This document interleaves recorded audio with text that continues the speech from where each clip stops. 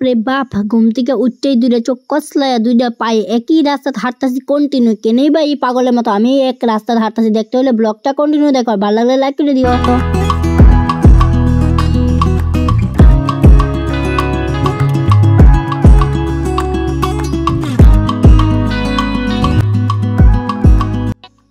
Hi friends, welcome back to my channel blogger Pampa. আমি পম্পা আর আমি তোমরা লাগে একটা নতুন ভিডিও নিয়ে চলে এসেছি শেয়ার করতে। তো ভিডিওটা কন্টিনিউ দেখো। আর মার্কেট থেকে আমি ভিডিওটা স্টার্ট করছিলাম, একদম ভিডিও অন করতে পারছি না কারণ মোবাইলটা একটু নষ্ট হয়ে আসলো। আমি মোবাইলটা ঠিক করছি আমি।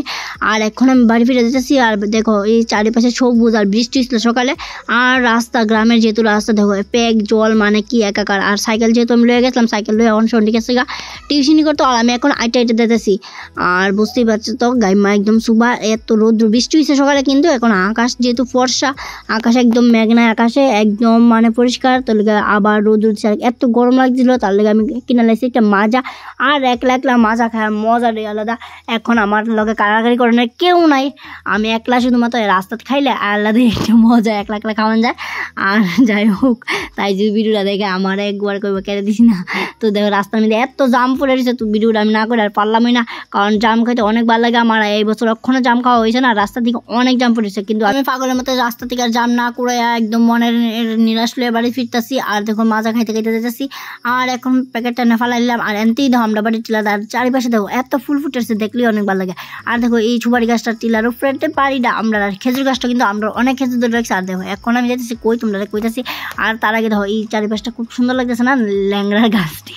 তো আমি জানি না কি পাগল হতেছে, আমি সব ভিডিও করতেছি আজকে, জানি না আমার কিটা হয়েছে। তো যাই হোক চলো তাড়াতাড়ি, অনেক দেরি আছে। আমি তো আমার লেট করতে করতে মানে সারা বছর সারা জীবন আমি মানে লেটে, আমার জানি কে কি দৌড়ে পাগলে। তো যাই হোক আমি এখন আমি যাইতেছি কই যাচ্ছি কোয়েলায়, আমি যাইতেছি একটা টিউশন করতাম। বাড়ি গেলাম কেন, কিন্তু বাড়িতে আর গেছি না, বাড়ির সামনে দিয়ে যাইতেছি।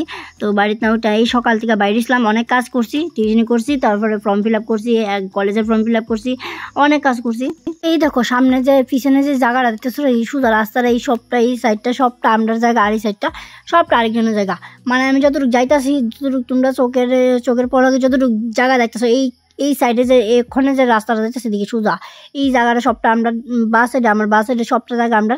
তো ওইদিকে যাইতেছে, আমি পড়ায় অলরেডি সারছি। আমি তোমরা কথা বলতে ব্লগটা আর অন করছিলাম না মাঝখানে, তো যেহেতু পড়াইতে আমি গেছি। হলো এখন আমি বাড়ি ফিরে যাই। বাড়ি যেতে যেতে দেখো অনেক কিছু দেখতেছে, আবারও আমার ভালো লাগতেছে। রাস্তাঘাটটা দেখে সবুজ চারিপাশটা দেখে আমার ভালো লাগতেছে। আর ভাবনাটা দেখে লিখছে আরো ভালো লাগতেছে বেশি, কিন্তু হয়ে যাচ্ছে না এই কষ্ট। আমি এখন একলাই বাড়ি যাবো। আর বাড়ি যেতে বিপ্লব লাগে, আবার দেখা যায় বিপ্লব একটা ব্যাগ দিয়েছে গিফট। আমার আসলে এটা গিফট না, বাবু এরা ব্যাগ দিয়েছিল, বৌদির বানাই দিত, বৌদি বানিয়ে দিচ্ছে। বাবু জানি না এই ব্যাগ দিয়ে কী করবো, আমি জানি না এই জাতের ব্যাগ দিয়ে কী করবো। যাই হোক অনেকটা সুন্দরই বানাইছে, ভালো লাগছে। আর এই ফুল গাছটা কি ফুল গাছ নাম তোমরা কমেন্টে করো, আমি জানি না। আমার বাড়ির গেটের সামনে এই ফুল গাছটা। Tata bye bye.